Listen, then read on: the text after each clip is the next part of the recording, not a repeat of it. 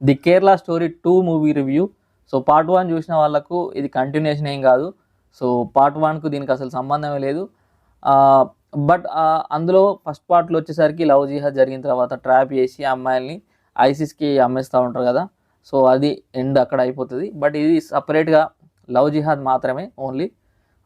ఒక్కొక్క అంటే ఈ మన ఇండియాలోనే 3 ప్లేసుల్లో 3 ప్యారలల్‌గా స్టోరీలు రన్ అవుతా ఉంటాయి. ఒకటి మధ్యప్రదేశ్ అంటారు, రాజస్థాన్ అంటారు, కేరళ అంటారు. సో ఒక్కొక్క అమ్మాయిది ఒక్కొక్క స్టోరీ ఉంటుంది. ఒక అమ్మాయి వచ్చేసి రీల్స్ చేస్తూ ఉంటుంది, ఒక అమ్మాయి వచ్చేసి చదువుకుంటూ ఉంటుంది, ఒక అమ్మాయి వచ్చి స్పోర్ట్స్ బ్యాక్గ్రౌండ్ ఉంటుంది. సో వాళ్ళ ముగ్గురు ట్రాప్లో పడిన తర్వాత, ఇది ముగ్గురు ట్రాప్లో పడ్డ తర్వాత ఏం జరిగింది, సో వాళ్ళ లైఫ్లో ఏం జరిగింది అనేది స్టోరీ. ట్రాప్ చేసే వాళ్ళు ముస్లింలు. సో ముస్లింలను పూర్తిగా నెగిటివ్ చూపించిన సినిమా ఇది. ఓకే, ఇక్కడ వరకు స్టోరీకి సంబంధించింది. అండ్ మనకు ఇందులో ఒకటి మాట్లాడుకోవాలి ఏంటంటే, సో దీన్ని సపోర్ట్ ఇవ్వడం అండ్ లేదంటే అండ్ సపోర్ట్ చేయకుండా ఉండడం కూడా మనకు అవసరం లేదు. ఎందుకంటే మూవీని మూవీలా చూసినట్లయితే డైరెక్టర్ ఉద్దేశం ఏందో సెకండ్ పార్ట్ ఎండింగ్ వచ్చేసరికి అర్థమైపోయింది. సో ఆయన చూపించాలనుకున్నది అదే. సో అది కొందరికి ఎక్కచ్చు, కొందరు నెగిటివ్గా అనొచ్చు, మరి ఇంతలా చూపించాలా అని కూడా అనొచ్చు, ఉన్నదేమో అని కూడా, సరే కొన్ని చోట్ల జరుగుతుంది కదా లవ్ జిహాద్, మేబీ ఉండొచ్చు అని కూడా అనొచ్చు. స్టోరీ పరంగా మనం డీప్గా వెళ్ళిన అవసరం లేదు. కానీ చూపించిన మటుకు సాటిస్ఫాక్షన్ అంటే ఫస్ట్ పార్ట్ చూసిన వాళ్ళకు సెకండ్ పార్ట్ చూస్తే నాకైతే అంతగా ఎక్కలేదు ఫ్రెండ్స్. ఫస్ట్ పార్ట్ చూసినప్పుడు షాకింగ్గా అనిపించింది. అంటే షాకింగ్ ఇన్ ద సెన్స్ చూస్తున్న కొద్ది ఇంట్రెస్టింగ్గా వెళ్తుంది, ఏం జరుగుతుందా అనే అంటే కొంచెం డిఫరెంట్గా అనిపిస్తూ ఉంటుంది ఫస్ట్ పార్టు.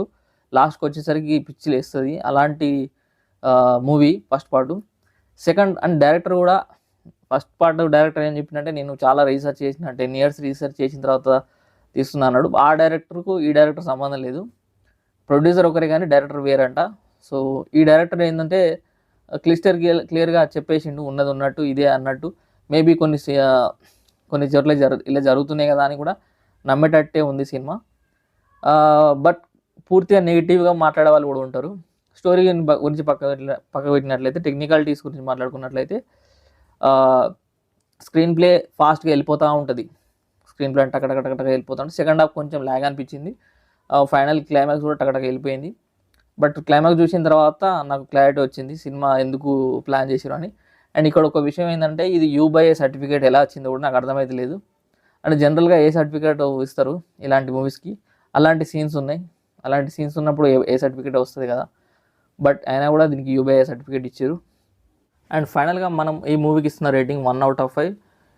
ఎందుకు ఇంత తక్కువ అంటే, సో ఫస్ట్ పార్ట్ చూసిన తర్వాత ఏదైతే ఎలిమెంట్స్ వాళ్ళు తీసుకొని ఆ రీసెర్చ్ చేసి వాళ్ళు చేసిరో, సో అది కొంచెం కనబడింది. అది ఓకే, నెగిటివ్గా వెళ్ళిందా పాజిటివ్గా వెళ్ళిందా అనేది పక్కన పెడితే, సో ఒక షాకింగ్ అయితే మనకు అనిపించింది. బట్ ఈ సినిమాకి వచ్చేసరికి కావాలని ఆ పేరును వాడుకోవడానికి అండ్ ది కేరళ స్టోరీ 2 అని టైటిల్ పెట్టేసి సేల్ చేసినట్టు అనిపించింది. ఎందుకంటే అందులో కొంచెం జెన్యూటీ ఉంది అండ్ రీసెర్చ్ ఉంది.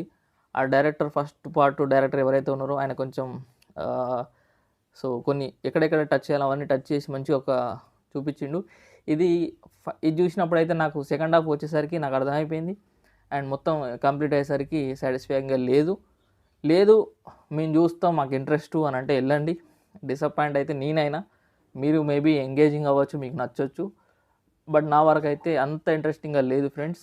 ఫస్ట్ పార్ట్కు దీనికి ఆ భూమికి ఆకాశానికి తేడా అంటే జమీన్ ఆస్మాన్ ఫరాక్ ఉంది.